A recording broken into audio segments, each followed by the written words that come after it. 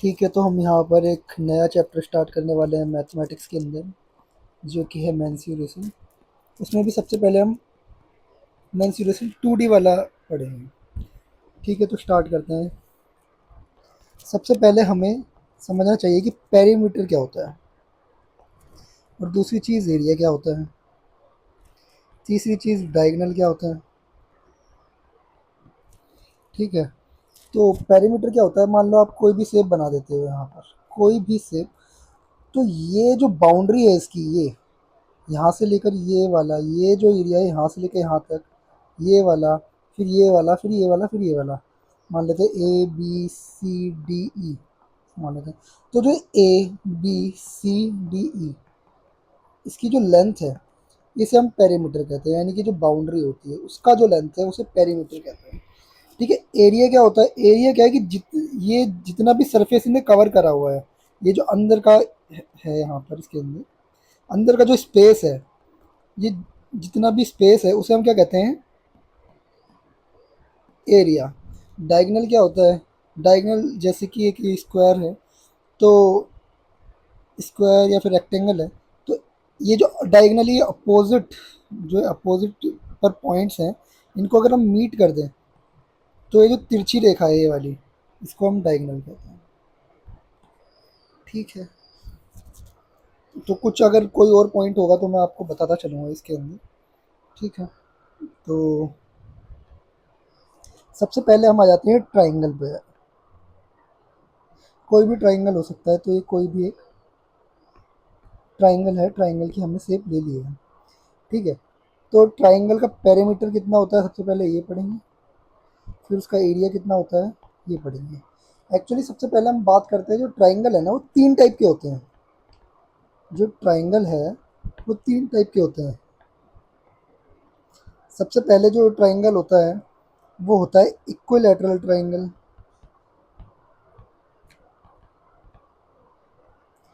उसके बाद अगर हम देखें तो उसे कहते हैं आइसोसेलेस ट्राइंगल। और फिर जो एक ट्राइंगल होता है उसे कहते हैं स्केलिन ट्राइंगल। अब इन तीनों में क्या अंतर है, जो इक्विलेटरल ट्राइंगल है उसकी सारी की सारी साइड क्या होती हैं, बराबर होती है। मान लो आपने एक बढ़िया से तो इसकी जो ये वाली साइड है, ये वाली साइड है और ये वाली साइड है, यानी कि अगर मैं इसे ए बी सी कह रहा हूँ, तो A B is equal to B C is equal to C A. तो ये इक्विलेटरल ट्राइंगल, इसकी सारी साइड बराबर होती हैं। आइसोसेलेस ट्राइंगल ही क्या होती है कि सिर्फ दो साइड बराबर होती हैं, उसकी कोई भी दो साइड बराबर हो सकती है। मान लेते हैं जैसे कि इसका हम नाम ले लेते हैं ए बी सी। तो इसके अंदर क्या है कि A C is equal to B C है, but not equal to A B. ठीक है, तो ये वाली साइड और ये वाली साइड, ये दोनों बराबर है, लेकिन ये वाली साइड बराबर नहीं है। थर्ड जो स्केलिन ट्राइंगल है, कैसा भी ट्राइंगल हो सकता है। ठीक है, इसके अंदर कोई भी साइड बराबर नहीं होती, A B not equal to B C not equal to C. A ये कुछ तीन टाइप के ट्राइंगल होते हैं, और तीनों टाइप के ट्राइंगल के फॉर्मूला अलग होते हैं। ठीक है, तो सबसे पहले हम बात करते हैं राइट एंगल ट्राइंगल की। तो राइट एंगल ट्राइंगल हम यहाँ पर एक बना लेते हैं। राइट एंगल ट्राइंगल किस तरीके का दिखता है, तो राइट एंगल ट्राइंगल है,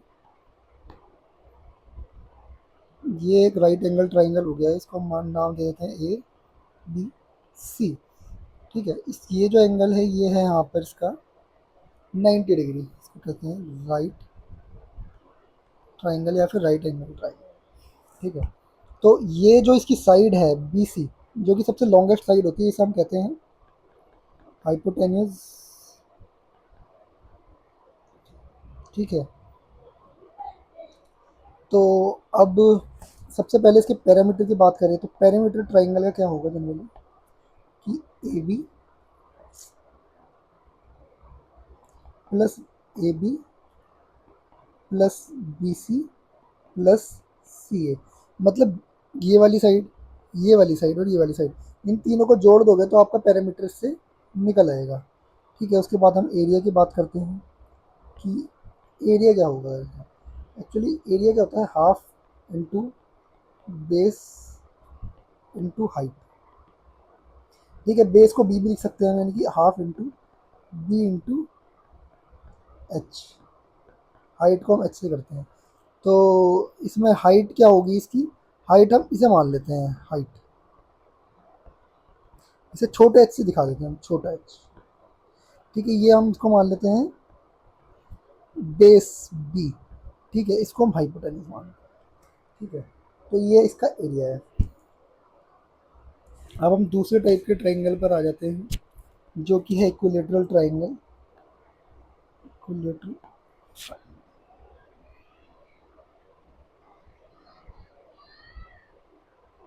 ठीक है, इक्विलेटरल ट्राइंगल की क्या अभी हमने पढ़ा था कि इसकी सारी की सारी साइड क्या होती हैं, बराबर होती हैं।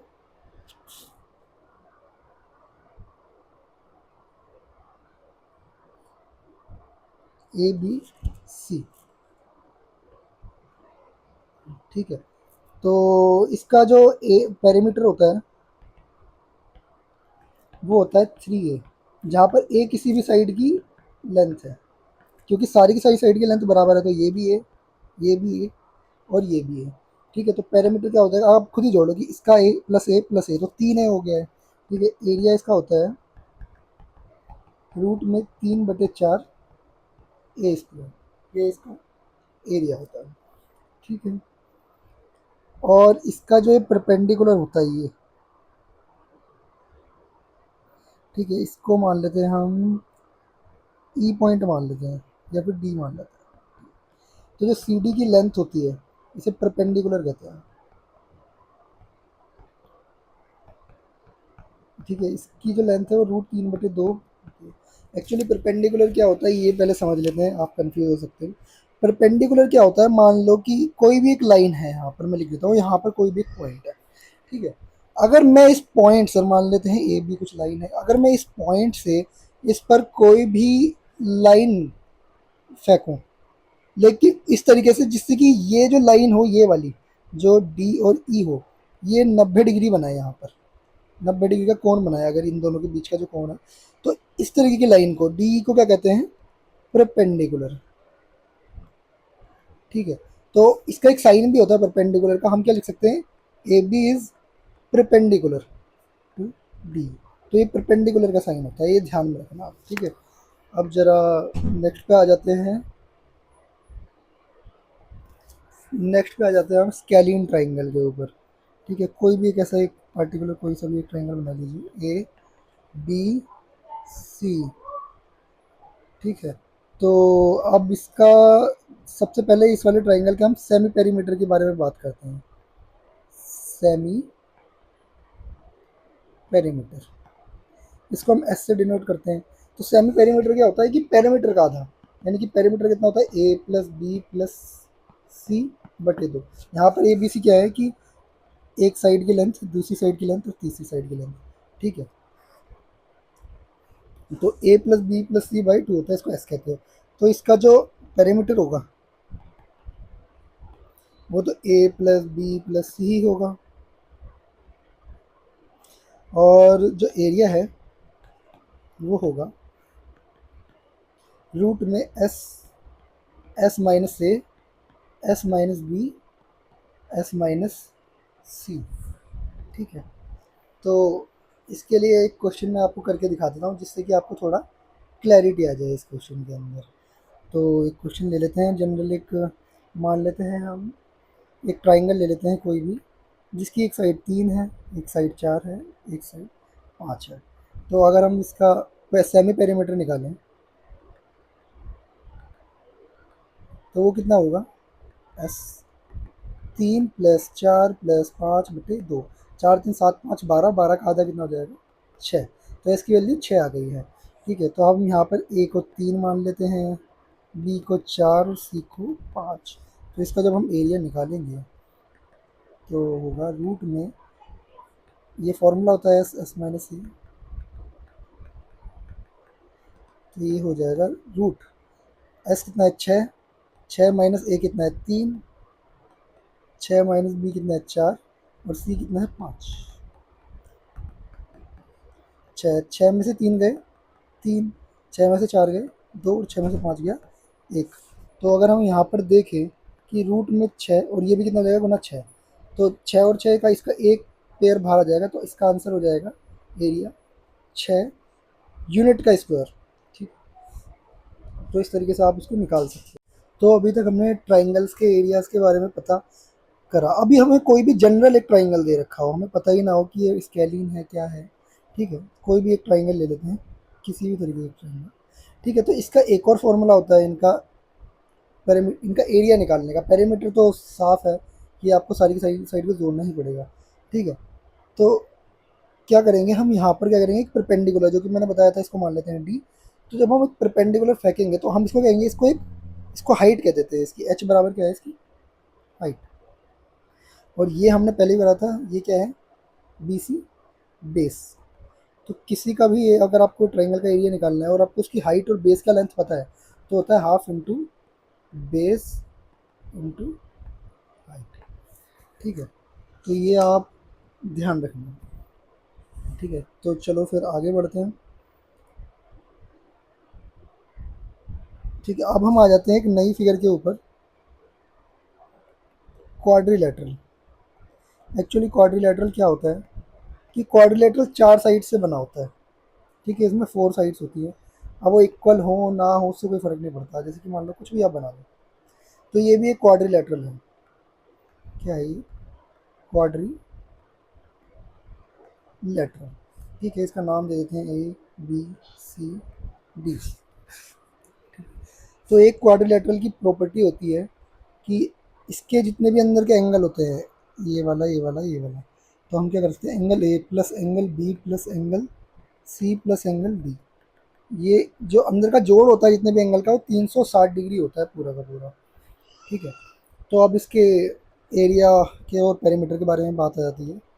तो जो इसका पेरीमीटर होता है वो होता है, वही सिंपल, अगर मैं इसको ए मान लेता हूँ, इसको बी मान लेता हूँ, उसका लेंथ सी और उसका डी मान लेता हूँ, तो A plus B plus C plus D. और एरिया के लिए हमें क्या करना है, इसका एरिया के लिए हमें सबसे पहले क्या निकालना पड़ेगा, सेमी पेरीमीटर, जैसे ट्राइंगल के अंदर निकाला था अभी अभी। तो वो होता है, इसको भी ऐसे लेना पड़ता है, फिर वही पेरीमीटर का आधा plus B plus C plus D. तो इसका जो फॉर्मूला है, इसको बड़े ऐसे दिखा देता हूँ। इसका जो फॉर्मूला है एरिया का, वो है रूट में S, S minus A, S minus B, S minus C और एस माइनस डी, मतलब बिल्कुल। अब हम थर्ड फिगर पे आ जाते हैं अपनी, जो कि है रेक्टेंगल। तो रेक्टेंगल क्या होता है, सबसे पहले ही पता कर लेते हैं हम। रेक्टेंगल एक ऐसी फिगर है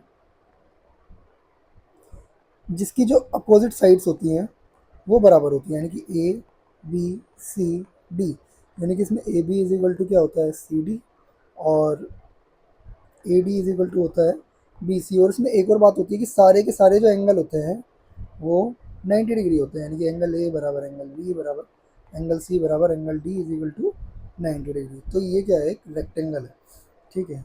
एक्चुअली हम यहाँ से भी एक रेक्टेंगल बना सकते हैं, ठीक है। तो ये थोड़ा अच्छा लग रहा है, ये एक रेक्टेंगल है। इसका नाम दे देते हैं हम सी और डी, हमने इसका नाम दे दिया है। तो अब हम इसके अंदर डायगनल्स की बारे में बात करते हैं। तो ये जो, ये और ये, तो जो ये ए सी है is equal to B D, ये क्या है, इसका डायगनल है। इसके अंदर डायगनल भी सेम लेंथ के होते हैं, इनको हम डी से डिनोट कर सकते हैं, ठीक है। तो अब हम इसके एरिया के बारे में बात करते हैं, एरिया, ठीक है। तो लेंथ इसकी एल मान लेते हैं, और चौड़ाई इसकी यानी कि ब्रेड्थ जिसे कहते हैं हम, बी मान लेते हैं। तो हमारा ए बी बराबर सी ए होगा, बराबर एल होगा, यानी कि ए बी ये वाला लेंथ, और सॉरी सी डी ये वाला लेंथ, ये क्या है, दोनों के दोनों बराबर हैं और ये एल के बराबर है। और ये वाला लेंथ, ये वाला लेंथ, ये चौड़ाई है, जो कि B C is equal to A D बराबर बी है। तो अगर हम पैरामीटर के ही फॉर्मूला से जाएंगे, तो पैरामीटर में क्या करना पड़ता है, हमें बाउंड्री की लेंथ निकालनी पड़ती है। तो L plus B plus L plus B, यानी कि ये वाला और ये वाला दोनों को लेंगे तो ये हो जाएगा 2l प्लस 2b, यानी कि हो जाएगा 2l प्लस बी। तो इसका पेरीमीटर का जो फॉर्मूला होता है वो ये होता है। इसका जो एरिया का फॉर्मूला होता है वो होता है, लेंथ को अगर हम ब्रेड्थ यानी कि लंबाई को चौड़ाई से गुणा कर दें तो इसका एरिया निकल आता है। ठीक है, तो आगे बढ़ते हैं इसके अंदर। इसके अंदर एक चीज़ और देख लेते हैं कि डायगोनल का लेंथ निकालना हो तो आपको कैसे निकालना पड़ेगा डायगोनल का लेंथ। तो डायगोनल का लेंथ कुछ नहीं है कि हम पाइथागोरस थ्योरम लगा सकते हैं। इसके अंदर ये जो एक राइट एंगल ट्राइंगल है इसके अंदर पाइथागोरस थ्योरम लगा सकते हैं। तो डायगोनल का जो लेंथ होगा वो होगा रूट में L square plus B square. ठीक है, तो यहाँ से आपका ये जो रेक्टेंगल है ये ख़त्म हो जाता है।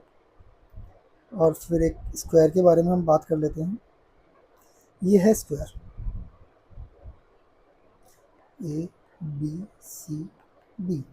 तो स्क्वायर के अंदर क्या होता है, स्क्वायर एक्चुअली क्या है कि एक रेक्टेंगल ही है, लेकिन एक ऐसा रेक्टेंगल जिसकी सारी की सारी साइड बराबर है। यानी कि ए बी बराबर बी सी बराबर सी डी बराबर डी ए। ठीक है, तो अगर हम ए बी को कोई एक ए मान लेते हैं, कोई भी एक साइड यहाँ पर ए मान लेते हैं, सारी की सारी साइड बराबर ही है, ए ही है, ये भी ये भी। ठीक, तो इसका पेरीमीटर कितना होता है, सिंपल सी बात है, पेरीमीटर कितना होगा इसका 4 है। और जो इसका एरिया है वो होता है लंबाई गुणा चौड़ाई। तो लंबाई चौड़ाई दोनों ही सेम है तो ये हो गया ए स्क्वायर। और अगर हमें डायगोनल का लेंथ निकालना है तो डायगोनल का लेंथ वही पाइथागोरस थ्योरम से लगा सकते हैं हम, वो आता है √2a। तो ये यहाँ से इसका निकल चुका है डायगोनल में। अब एक नेक्स्ट फिगर पे आ जाते हैं हम, पैरेललोग्राम। पैरेललोग्राम, ठीक है, तो ये पैरेललोग्राम कुछ इस टाइप का आपको दिखेगा हमेशा। तो पैरेललोग्राम की क्या बात है, ए बी सी डी, इसकी कुछ कंडीशन होती है कि कोई कंडीशन कोई फिगर पैरेललोग्राम है कि नहीं। तो इसमें क्या होता है कि आमने सामने वाली साइड बराबर होती है, जैसे कि ए बी बराबर सी डी हो जाएगा और ए डी बराबर बी सी हो जाएगा। तो ये तो बिल्कुल ठीक है, यानी कि ये वाली साइड इसके बराबर है और ये वाली साइड इसके बराबर है। लेकिन इसके अंदर क्या होता है कि एंगल जो होता है वो बराबर नहीं होते हैं। यानी कि इसके अंदर क्या होता है कि angle A not equal to angle B. ठीक है, ये चीज़ें होती हैं इसके अंदर। लेकिन इसके अंदर एक प्रॉपर्टी होती है कि जो अपोजिट एंगल होते हैं वो बराबर होते हैं। यानी कि एंगल ए बराबर एंगल सी और एंगल बी बराबर एंगल बी। ठीक है, तो ये के बारे में बात कर लेते हैं और पेरीमीटर के बारे में बात कर लेते हैं। तो पेरीमीटर तो सिंपल सी बात है, हम क्या करेंगे, चारों साइड्स का जो भी सम होगा उसे जोड़ देंगे। अगर हम एल कह रहे हैं तो ये भी एल हो जाएगा, ये भी हो जाएगा, तो यही इसका भी 2l प्लस बी हो जाएगा। लेकिन इसका जो एरिया है वो कैसे निकलता है, बेस इंटू हाइट। तो इसकी हाइट कैसे नापेंगे हम, कि मान लेते हैं ये कोई एक और अच्छी सी फिगर बना लेता हूँ, एक पैरेललोग्राम भी, ये मान लेते हैं ये। ठीक है, तो ये जो हाइट, जो ऊपर वाला पॉइंट है, ये जो इसकी हाइट होगी ये वाली, ठीक है, अगर ए बी सी डी है, इसको ई मान लेते हैं तो इसको हम हाइट मानते हैं। कुछ भी इस वाले पॉइंट से ऊपर किसी एक पॉइंट से नीचे वाली तक की जो हाइट है, ठीक है, इसको हम हाइट मानते हैं। और ये जो एरिया है, ये जो लाइन है ए बी, इसका बेस मानते हैं। तो इसका क्या होता है, बेस इंटू हाइट इसका एरिया होता है। ठीक है, तो अब हम नेक्स्ट फिगर पर चलते हैं इसकी। अब हम एक और फिगर के बारे में बात करते हैं जो कि है रोहम्बस। एक्चुअली रोहम्बस क्या है, एक पैरेललोग्राम ही होता है, लेकिन रोहम्बस की एक खास प्रॉपर्टी ये होती है कि इसकी सारी की सारी साइड बराबर होती हैं। हमने देखा था पैरेललोग्राम के अंदर सारी साइड बराबर नहीं होती है, अपोजिट साइड बराबर होती है। लेकिन रोहम्बस के अंदर क्या होता है, सारी साइड क्या होती हैं, A B B C C D is equal to D, सारी की सारी साइड इसके अंदर बराबर होती हैं। तो इसका जो एरिया होता है, ठीक है, सबसे पहले हम पेरीमीटर के बारे में बात करेंगे। जो पेरीमीटर होता है वो तो इसका 4l ही होता है। मान लेते हैं इसको l, अगर इसकी लेंथ है सारी की सारी l ही होंगी, l या फिर a, आप उसको जो मर्जी मानो। ठीक है, अब इसका एक डायगोनल को हम D1 मान लेते हैं, दूसरे डायगोनल को हम D2 मान लेते हैं। तो इसका जो एरिया होता है वो होता है हाफ इंटू डी वन, जहाँ पर D1 D2 क्या है, इसके डायगोनल है। ठीक है, तो बहुत सिंपल सा फॉर्मूला है इसका। अब हम आ जाते हैं, और एक और चीज़ इसमें रोम्बस में ध्यान रखने वाली बात है कि जो इसके जो डायगोनल्स हैं वो क्या होते हैं, 90 डिग्री पर इंटरसेक्ट करते हैं। तो मतलब ये वाला एंगल 90 होगा, ये एंगल 90 होगा, और ये एंगल 90 होगा। ठीक है, तो अब हम बात आ जाते हैं ट्रेपीजियम पे। तो ट्रेपीजियम कुछ इस टाइप की फिगर होती है, जहाँ पर क्या होती है, दो लाइन पैरेलल होती हैं। ठीक है, दो लाइन क्या होंगी इसमें, पैरेलल। और इसकी,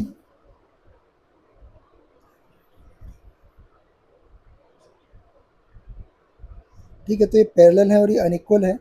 और इसकी जो दूसरी साइड हो सकती है वो इक्वल भी हो सकती है और अनइक्वल भी हो सकती है। तो अगर इस साइड को मैं ए मान लेता हूँ, इसको बी मान लेता हूँ, इसको सी मान लेता हूँ, इसको डी मान लेता हूँ, ए बी सी डी। ठीक है, तो इसका जो एरिया होता है वो होता है half into H into C plus ए।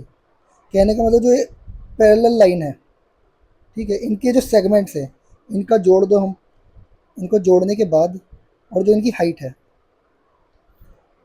तो half into H into C plus है, ये 90 डिग्री है। ठीक है, तो ये इसका एरिया है। और पेरीमीटर तो आपको पता ही है, इस सबको हम जोड़ देंगे, A plus B plus C plus D. एक और नई फिगर पे आ जाते हैं, सर्कल। तो ये सर्कल, इसका सेंटर पॉइंट मान लेते हैं ये है। तो ये सर्कल अगर मतलब इस पॉइंट से रखकर, ये जो लेंथ होती है ये वाली या फिर ये वाली, कोई भी लेंथ ले लो, सारी बराबर होगी। इसको हम कहते हैं रेडियस आर, हिंदी में से त्रिज्या भी कहते हैं, रेडियस हो गया इसका आर। और इसके अंदर हम पेरीमीटर नहीं कहते, ये जो बाउंड्री है इसकी चारों तरफ साइड साइड की, इसको हम पेरीमीटर नहीं कहते इसके अंदर, एक्चुअली है तो ये पैरामीटर ही, लेकिन हम इसको सर्कल में क्या कहते हैं, सरकमफेरेंस। ठीक है, तो सरकमफेरेंस है और एरिया होता है। तो जो सरकमफेरेंस होती है इसकी, इसकी लेंथ होती है 2 इंटू पाई इंटू आर, और जो एरिया होता है वो होता है पाई आर स्क्वायर। ठीक है, इसकी जो डायामीटर होती है, जो डायामीटर होती है इसकी,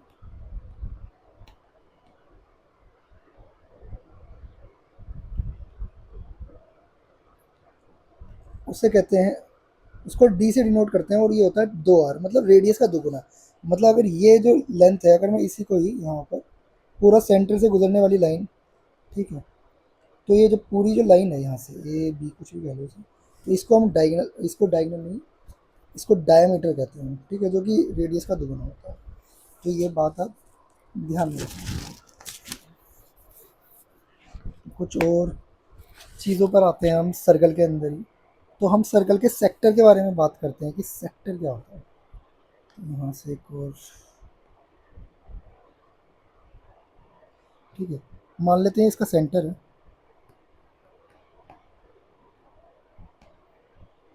इसका ये क्या है, सेंटर है। ठीक है, तो हमने क्या करा, जैसे कि पिज़्ज़ा होता है, इसका इतना वाला पार्ट ये कट कर लिया। ठीक है, और इसके बीच का जो एंगल है मान लेते हैं थीटा है, कुछ एंगल तो बना रहा होगा ये।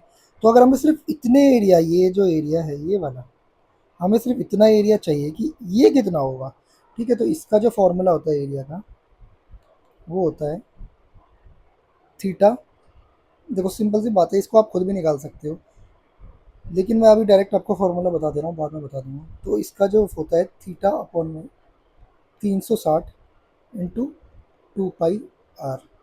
ठीक है, और इसको इस तरीके से लिख सकते हैं 360, क्योंकि अगर हम इसको इसमें बदलें, 2 पाई में बदल दें, क्योंकि पाई पाई रेडियन बराबर 180 डिग्री होता है। तो 2 पाई 360 इंटू 2 पाई आर, तो ये कितना हो जाएगा, 2 पाई से 2 पाई हटाने के बाद थीटा इंटू आर। यहाँ पर ध्यान में रखना कि थीटा जो होगा वो रेडियन में होगा।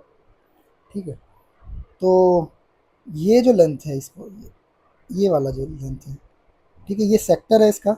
और सॉरी, ये क्या कर दिया मैंने, ये एरिया नहीं है, ये लेंथ है सेक्टर, ठीक है।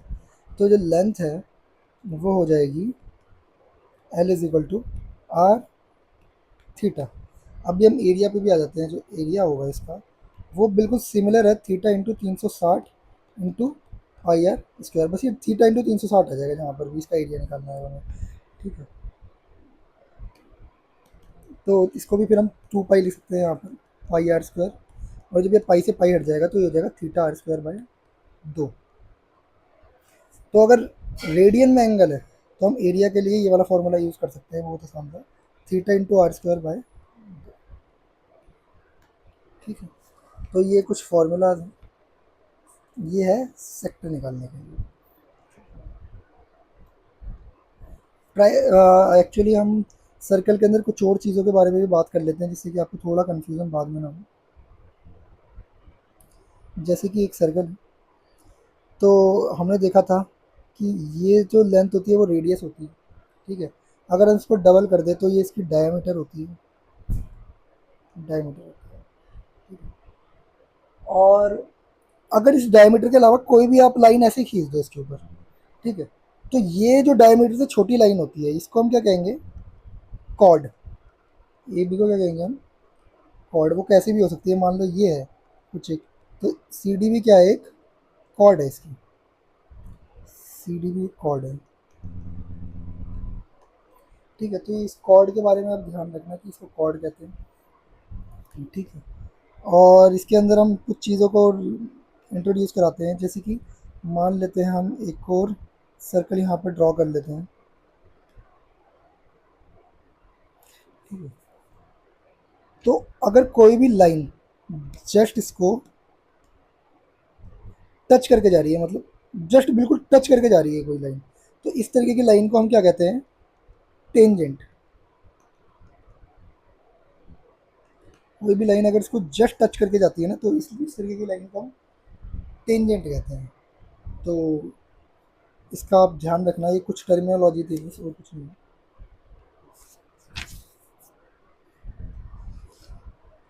तो अब हम बात करते हैं इन सर्कल की, इन सर्कल की। तो एक्चुअली इन सर्कल क्या होता है, हम सिर्फ इक्वलेट कोई भी एक ट्राइंगल लीजिए, तो इसके अंदर जो सर्कल बना होगा, ठीक है, इसको हम कहते हैं इन सर्कल, ठीक है। जो नाम से पता चल रहा है, इन मतलब अंदर सर्कल, मतलब जो कि अंदर सर्कल बना हुआ है। तो हम इसको हम इक्विलेटरल ट्राइंगल के बारे में बात करेंगे। हमको एक इक्विलेटरल ट्राइंगल लेते हैं, तो इसके अंदर क्या है कि हम एक सर्कल ड्रॉ कर रहे हैं, इसको मान लेते हैं ए बी सी। तो ये जो इक्विलेटरल ट्राइंगल है, इसकी साइड हम मान लेते हैं ए, और इसकी हम रेडियस मान लेते हैं आर। तो इसकी जो लेंथ है, इसकी जो साइड की लेंथ है इक्विलेटरल की, और जो रेडियस है, इसके बीच में एक रिलेशन होता है इक्विलेट इन सर्कल के बीच में, वो होता है R is equal to A by 2√3, ठीक है। और ये आर क्या है, इस आर जो इस वाली को कहते हैं, हम इसे कहते हैं इन रेडियस, मतलब ऐसा सर्कल जो कि इन सर्कल है उसकी रेडियस को हम इन रेडियस कहते हैं। तो ये फॉर्मूला काफ़ी इंपॉर्टेंट है, इसको याद रखना। इसी तरीके से क्या हो सकता है कि एक सरकम सर्कल भी हो सकता है, कि आप एक सर्कल बनाइए, उसके अंदर जो एक इक्विलेटरल ट्राइंगल होगा, हालांकि कोई भी ट्राइंगल हो सकता है, लेकिन हम सिर्फ इक्विलेटरल ट्राइंगल के बारे में बात कर रहे हैं, ए बी सी। और अब इसकी कुछ रेडियस भी होगी, आर मान लेते हैं इसको, ठीक है। तो ये जो सरकम रेडियस होगी, ठीक है, इसकी और इसी, अगर ये इक्विलेटरल ट्राइंगल की लेंथ आर है, तो हम इसके बीच में भी एक रिलेशन होता है, वो होता है a/√3, ठीक है। ये तो ये वाला और ये वाला, ये आप दोनों के दोनों नोट डाउन कर लेना अपनी नोटबुक के अंदर, ठीक है।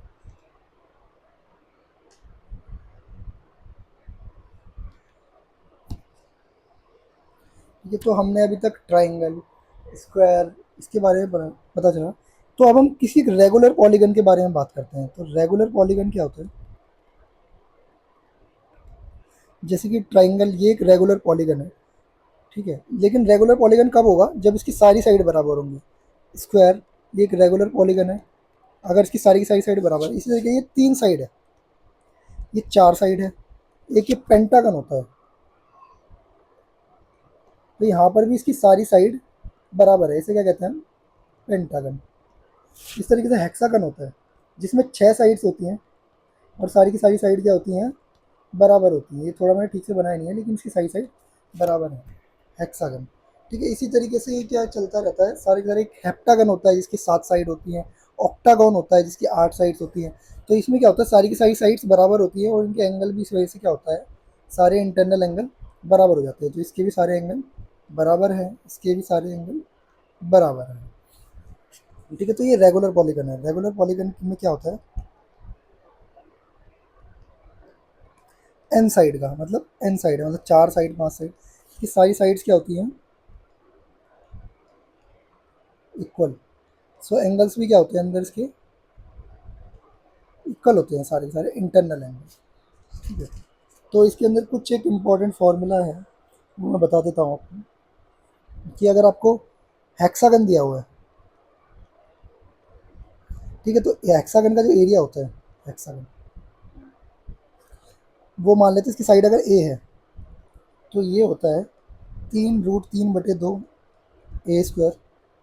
ठीक है, ये फॉर्मूला आप याद रख लेना। और जो ऑक्टागन होता है, ठीक है, उसका जो एरिया होता है वो होता है 2√2+1 ए स्क्वायर। अगर उसकी साइड की लेंथ क्या है, साइड ए। ठीक है, कुछ और चीज़ें आ जाती हैं रेगुलर पॉलीगन के अंदर। रेगुलर पॉलीगन इसमें क्या है कि अगर कोई भी हमें एक रेगुलर पॉलीगन दे रखा है, मान लो एन साइड का हमें कोई रेगुलर पॉलीगन दे रखा है, तो इसके जो इंटरनल एंगल हैं ये अगर इसके अंदर एन साइड है, तो अगर हमें एंगल कैलकुलेट करना हो, इंटरनल एंगल मान लो ये थीटा है, तो थीटा कितना होता है इसमें, n-2 × 180/n। ठीक है, इसका एग्जांपल ले लेते हैं, मान लेते हैं कि हेक्सागन का है, हेक्सागन में n = 6 होता है, मतलब 6 साइड होती हैं इसके अंदर, तो हमें उसका इंटरनल एंगल निकालना है। इंटरनल एंगल निकालना है तो हम क्या निकालेंगे, तो थीटा जो इंटरनल एंगल होगा वो होगा n-2 यानी कि 6-2 × 180/6, कि 4 × 180/6, 30, 30 × 4 = 120, यानी कि 120 डिग्री इसका इंटरनल एंगल यहाँ पर क्या होगा, होगा।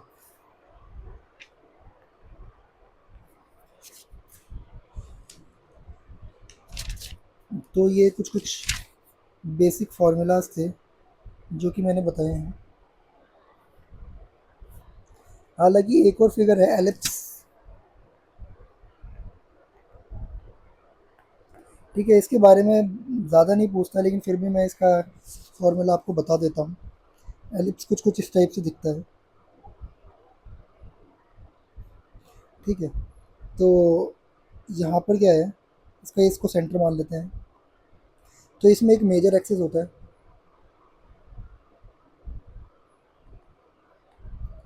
एक माइनर एक्सिस होता है। तो जो मेजर एक्सिस है बड़े वाला एक्सिस होता है। ठीक है, सेंटर से अगर ये ए है, ये भी ए है, मतलब ये वाला लेंथ ए है और ये वाला लेंथ ए है, तो मेजर एक्सिस की लेंथ होती है 2a, और माइनर एक्सिस अगर ये वाला है तो माइनर एक्सिस की हो जाती है 2b। ठीक है, तो इसका जो सरकमफ्रेंस होता है, इसका जो एरिया होता है वो होता है π × a × b, और जो सरकमफ्रेंस होता है वो होता है π3a + b plus minus root में a + 3b, b b + 3। तो ये इसका क्या होता है,